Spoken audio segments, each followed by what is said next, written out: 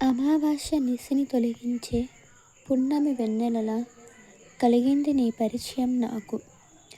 పరమశివుడు చెప్పాడేమో ఆ పున్నమి వెన్నెలకు మన ఇద్దరిని ఒకటి చేయమని. స్నేహమై నా జీవితంలోకి వచ్చిన వెన్నెలవు నీవు. మన స్నేహం వికసించి ప్రేమగా మారగా ఆ ప్రేమలో నేను పొందిన ఆత్మీయతను వర్ణించడం సాధ్యం కాదేమో.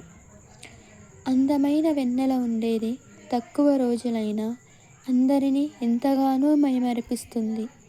అలాగే నీతో నా పయనం తక్కువ రోజులైనా ఎప్పటికీ నా మదిలో మరువని మధుర జ్ఞాపకం.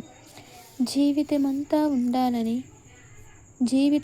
ఉండాలని ఉన్నా ఉండలేని వెన్నెలను నేను. వెన్నెల వెలుగును అమావాస్య మింగినట్టు నీతో నా ఆనందాన్ని మన పరిస్థితులు మింగాయి.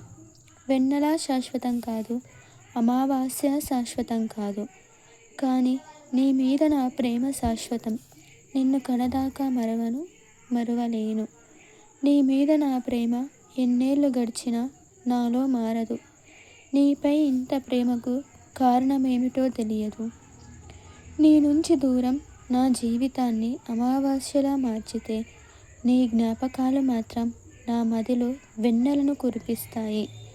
అనుకోకుండా నా జీవితంలోకి వచ్చి నా జీవితం నువ్వే అన్నంతగా మారావు.